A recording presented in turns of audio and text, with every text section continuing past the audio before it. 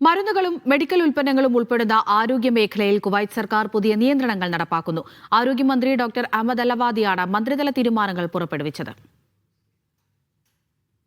ഇറക്കുമതി ചെയ്യുന്ന മരുന്നുകളും മെഡിക്കൽ ഉൽപ്പന്നങ്ങളും വിപണിയിലെത്തുന്നതിന് മുൻപ് കർശനമായ രജിസ്ട്രേഷനും വിലയിരുത്തലും നിർബന്ധമാക്കുന്നതാണ് പുതിയ നിയമങ്ങൾ.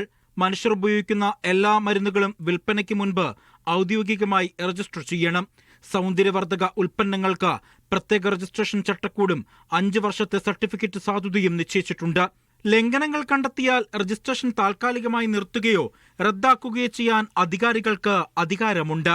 അതേസമയം മെഡിക്കൽ, നഴ്സിംഗ്, അനുബന്ധ ആരോഗ്യ പ്രവർത്തകരുടെ ലൈസൻസിംഗ് സംവിധാനവും ശക്തിപ്പെടുത്തി. ഇലക്ട്രോണിക് വെരിഫിക്കേഷനും ഡിജിറ്റൽ സംവിധാനങ്ങളും വ്യാപകമാക്കുന്നതിലൂടെ രജിസ്ട്രേഷൻ നടപടിക്രമങ്ങൾ വേഗത്തിലാക്കാനാണ് തീരുമാനം.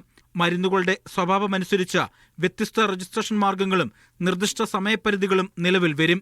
സർക്കാർ, സ്വകാര്യ മേഖലകളിലെ ആരോഗ്യ സംവിധാനങ്ങളിൽ പ്രൊഫഷണൽ മാനദണ്ഡങ്ങൾ ഉറപ്പാക്കി രോഗികളുടെ സുരക്ഷ സംരക്ഷിക്കുകയാണ് ഈ നടപടികളുടെ ലക്ഷ്യം. രോഗികളുടെ സുരക്ഷ ഉറപ്പാക്കുന്നതിനും ആരോഗ്യ സേവനങ്ങളുടെ ഗുണനിലവാരം ഉയർത്തുന്നതിനുമാണ് ഈ നടപടികൾ. അന്താരാഷ്ട്ര മാനദണ്ഡങ്ങളോട് ചേർന്നുള്ള ഈ പരിഷ്കാരങ്ങൾ ആരോഗ്യമേഖലയിലെ പൊതുജന വിശ്വാസം വർദ്ധിപ്പിക്കുമെന്ന് ആരോഗ്യ മന്ത്രാലയം അറിയിച്ചു. Media 1, Kuwait.